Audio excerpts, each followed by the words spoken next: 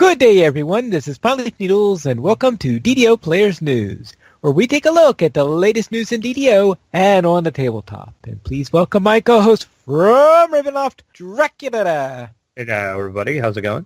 Hello there. Has the weather gotten any warmer over in Barovia? I wish. You wish. It would be nice at some point. At some point.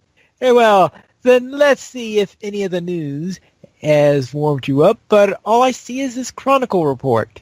That's right. There is nothing going on. Oh. Of course, Standing Stone had a little fun with some snow, so that kind of put a damper on any plans they had. So, yeah, we're still in the holding pattern of no game news. All right, but did they have weather that had great amounts of mist mixed with menacing scarecrows? Apparently so. If you look at the top of the Chronicle, I guess they had a chance of a scarecrow. In our Chronicle this week, in our community spotlights, we have the High Lords of Malkir. They are kicking off their 5th annual Teaching Raid series. Click over and get the schedule for that. So if you want to learn how to do raids, this is your chance. The High Lords will teach you. So I said click over and get the full schedule and all the details. They started this Saturday, or last Saturday, I should say, with a Legendary Shroud. And they will continue to go and cover all of the raids as they always do. And a big congratulations once again to DDO Cast as they have hit their 500th episode. That episode is now live. You can listen to it. So great job, Patrick, for 500 episodes. That is amazing. And also the Hive Leader is delving into Ravenloft, and he brings a unique tabletop session. Click over to watch that and see what that's all about. And there's a player over on the forums named Kelterin. He wants to know what is the scariest looking sword in the game. So click over and check out that forum thread and add what you think is the scariest looking sword in the game. I would say anyone whose point is sticking in my face. There you go. And my answer to that, I am going to have to say, I think the Barovian Bastard Sword, if you have the Mist Aura on it, looks particularly menacing and pretty darn scary. So that's my answer to that question. Elsewhere in the Chronicle, we have our Chronicle Question of the week. Ooh. And that is, what is a little-known side effect of Festival cookies? Little-known side benefit of Festival cookies. It's an easy answer. It's the sugar rush you get from eating all of them. Oh, the sugar rush. Oh, okay. I guess that just didn't come to me. Easy answer. It's the sugar. All right. Well. And in the Fansite news section of the Chronicle, Grimrory's DDO puzzle app has now been updated. So if you have that, you should have an update waiting for you. The city is writing all about gear from level 10 to 50. Click over to read and see what City has to say about that. And Mickey has put all of her Ravenloft video walkthroughs together. Click over for Mickey's blog to see some Ravenloft walkthroughs. And that is a look at our Chronicle. And I noticed that our screenshot of the week is in some shambles. Why, yes, it is. This is actually a cool screenshot, too. This comes from Shambles, and he does some last-minute shopping for Festival in the 384th DDO screenshot of the week. And that is a cool shot, kind of camera angled it up, looking up the middle of the marketplace tent. I'm not exactly sure how he got that angle and how long it took him to get that angle. But that's a pretty cool-looking screenshot. Then let's head on and see what is on sale at the marketplace. We have 20% off select adventure packs, monster manuals, attack spell items, and our free sample of the week is a lesser Slayer count boost. You will get one of those when you use the coupon code SLAYER, S-L-A-Y-E-R, Slayer for a lesser Slayer count boost ×1. Then let's off and see what is coming in from the dungeon. And it looks like WotC has some big plans for Dungeons & Dragons, Magic the Gathering, and Avalon Hill. Yeah, over on RollingStone.com, there is a section of that is called Gixel, where they talk all about video games. And they interviewed the president of Wizards of the Coast, Chris Cox. And he opened up and spilled some beans, too. First of all, he started talking about Magic the Gathering. And the president of WotC said there are a half a dozen video games in development for Magic the Gathering. Half a dozen. Half a dozen. Video games? That's crazy. I thought that is just insane, but okay. Yes. So we have that to look forward to. And also, they are looking at their other properties that they have, and they have decided, hey, we have the Transformers because of Hasbro. There's really no Transformer games, so let's put out a Transformer trading card game. Chris Cox did mention that the game hasn't officially been announced yet, but he did add a little bit about it. He said the game is aimed at both young teens and the collector set, and also the tour audience that loves Transformers. It should come out in September or October. And he says, we think Transformers are cool, and the game has an interesting, unique mechanics. All cards are two-sided, oversized, and feel bigger, weightier in your hand. And they transform? That would be awesome if they would. If they could figure out how to do that, they would have a winner. It should take one or two times to understand how to play. So if you're a Transformer fan, there you go. Transformer game on the way. And then go ahead. Actually, I would think that if a card could transform, maybe if we were talking about something like Mystic Veil style. Oh, I didn't think about that. But yeah, they could probably do something like that somehow. Ooh, that's a really good idea. And then Chris did talk about D&D. He said after 3.5 years, we had our best sales in November. 5e sold out, and we've been struggling to restock. It's got a great engine of play, and people seem to love it. So there you go. D&D 5e had its best sales ever in November.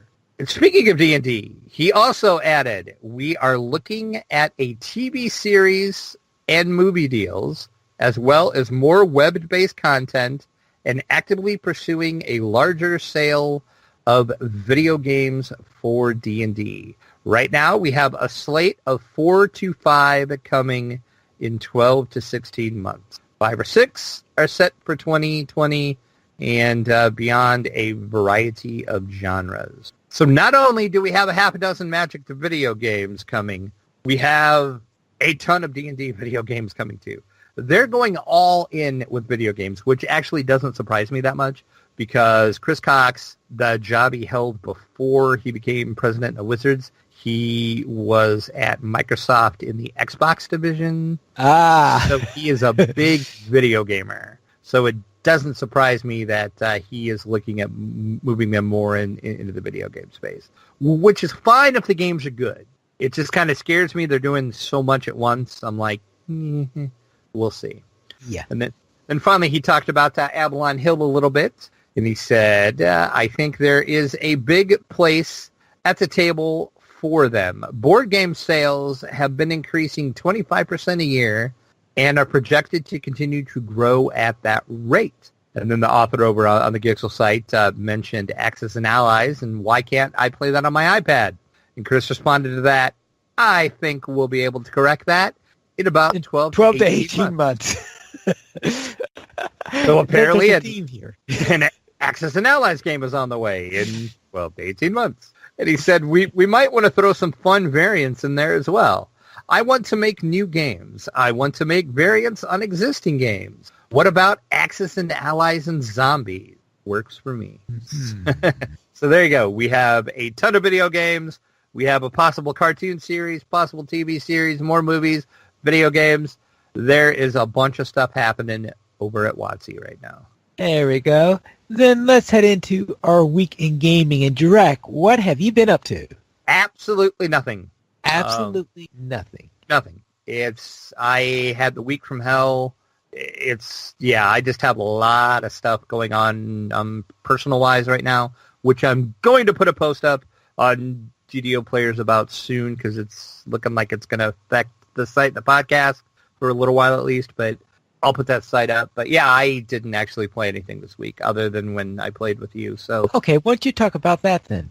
Well, I will do that. That makes sense since you have quite the book to talk about here. I see looking at the show notes.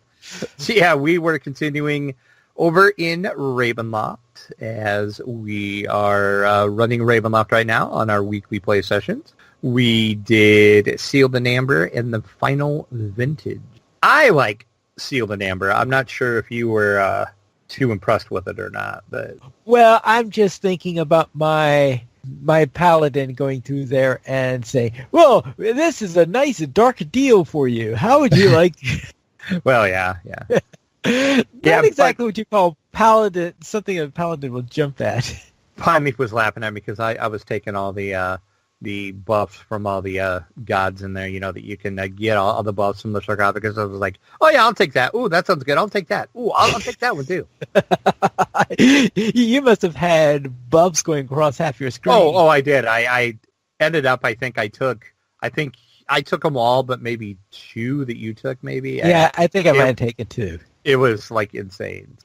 So as I said, I had a really crappy week. And I'm going to continue to have crappy weeks, but more on that on the post that I'll put up later. So what did you do? From the looks of it here in the show notes, it was a lot. Yes. We'll begin with the goal that, if you remember, I said that I will try to get an Aasimar up to 15 or something like that for this year. So I thought, well then, if I'm going to do that, I first must create a new Aasimar character. So I created an Aasimar Favored Soul. So deciding on a favorite soul was a little bit of a surprise there, but all right, that's what I decided to go with. And, of course, did all of Korthos. That's nothing new.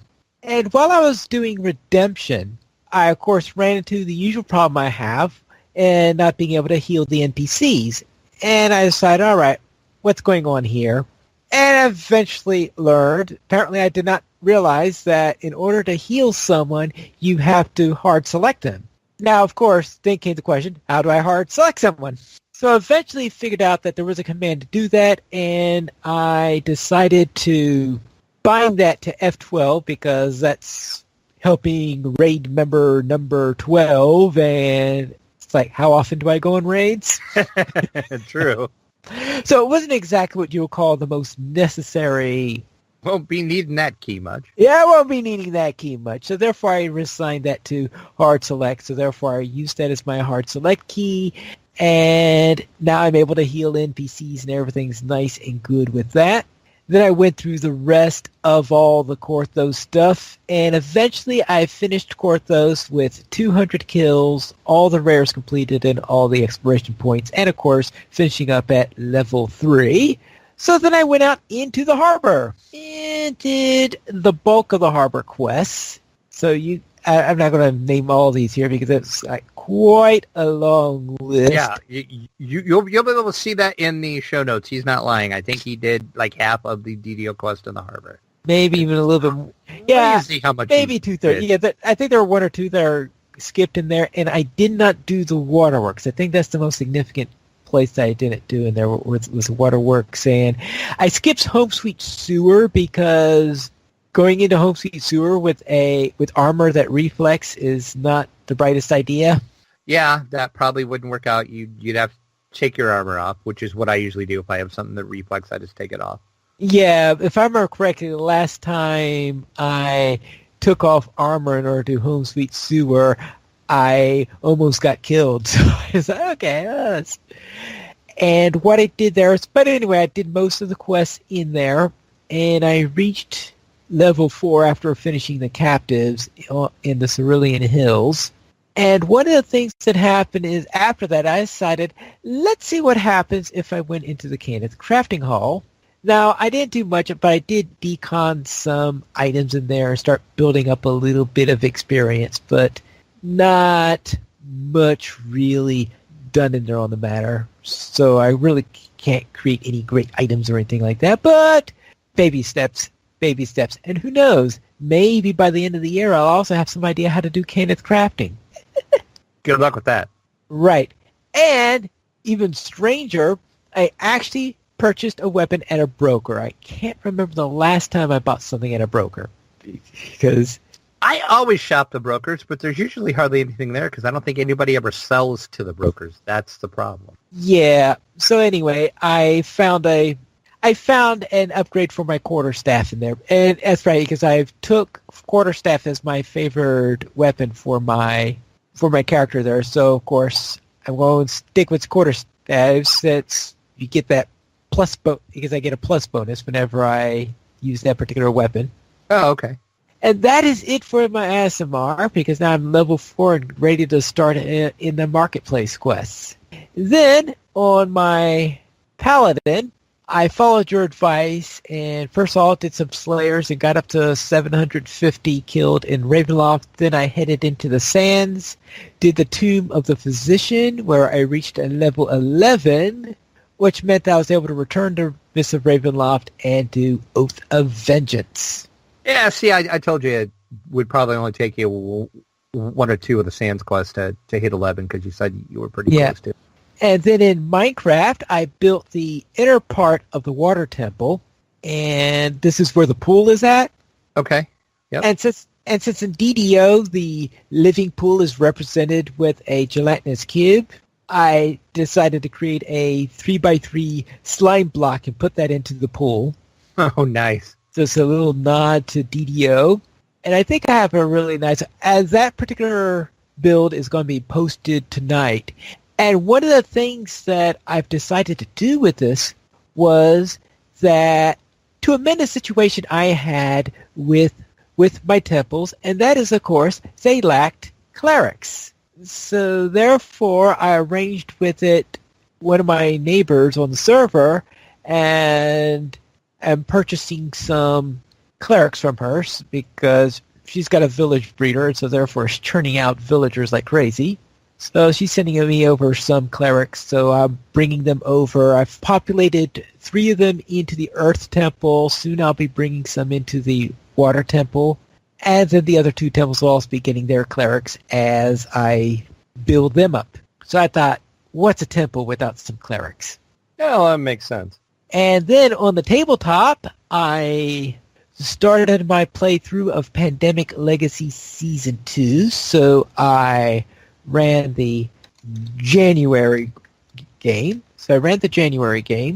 And I'm not going to talk too much about that since, of course, there's this whole thing about spoilers. Right. I was going to ask you, what do you think about it so far, but staying spoiler-free for people that are playing through it? Well, so far, I'm finding it interesting because I was a bit scared about getting started because it's always that thing about getting that first one. Are you going to just foul up everything? And you're scared that you're going to foul up everything on the first run or something like this. But eventually I got into it and, of course, starting to get into what's going on. Now, currently my plan is to do 1 game month per real month, but I had that original plan when I did Season 1. And I remember, I think it was in March or April where, well, let's just say I went through a lot of months during that month. Gotcha. So that is something that is likely to happen if I really get caught on into the story. But currently the plan is, until further notice, to do 1 game month per month. So that means I'll be doing another playthrough then in February when that comes along. And I've also decided to add to my goals for the year, because I told you my DDO goal, that thing about the ASMR, but I thought my tabletop goal then will be a 12x12 challenge. I don't know if you understand what a 12x12 challenge is? I have no idea. I was going to ask you what the heck you were talking about. All right. That is to play 12 different games 12 times during the course of the year. Oh, gotcha. Okay, 12x12. That makes sense now. Yeah, okay. And for each of the 12 games that I selected, they each have their own little challenges. Now, some of them are larger games and some of them are smaller games. When I say larger games, though, I'm talking relatively because I don't mean anything huge like Twilight Imperium 3 or Twilight Imperium 4 or anything like that. But one of them, of course, is Pandemic Legacy, and my goal for that particular game is to run through the entire campaign, which is going to take at least 12 games. I'm also going to be doing a run-through of all of the standard scenarios in Castle Ravenloft. When I say standard, I'm skipping Adventure Impossible because that's that huge one where you play through the 5 characters in series, and I don't feel like that's as much as a part of the storyline as the other 12. So I'm going to run the 12 that I think are really part of the storyline. I'll be doing Aeon's End and Dragon's Fire. And on Aeon's End, I want to go through all 14 of the bosses during the course of the year. And Dragonfire, we'll see exactly what I do. And I'll be running on through the campaign on that. One Deck Dungeon. I decided to start a new campaign for One Deck Dungeon. I know I had started one just at the end of the year, but I decided I'll have this particular campaign all the way start within the year and continue on through this. So I'm starting a new campaign with the Hunter, and we'll see how that goes. And Onira, just play variations on that. And Friday, those are relatively quick games. On the Lord of the Rings card game, I'm going to be playing through at least 12 scenarios of that, 12 different quests on that one. Hoplomachus Origins, try to get up to the 12th tier of the solo challenge. Deep Space D6, play through all 3 ships and all 4 ships 3 times. I'm going to do one of them with the old deck, one of them with the new deck, which is supposed to come out later this year, and then one of them using the boss ships. And I'll see about exactly what level difficulty I want to try with them. And those 10 are the ones are games that are tabletop games I have. For number 11 is going to be a video game. That is to run the Minecraft Hardcore Challenge for all 12 months this year. So that'll be a real challenge to do. I've recorded all of January, but now we'll have to see if I can manage to get through any of the... Actually, that would be the real challenge. Can I actually survive an entire month on any of those 12 challenges? And then finally, the last one is a game that is currently in development called Haiku Journey. It is not yet been published.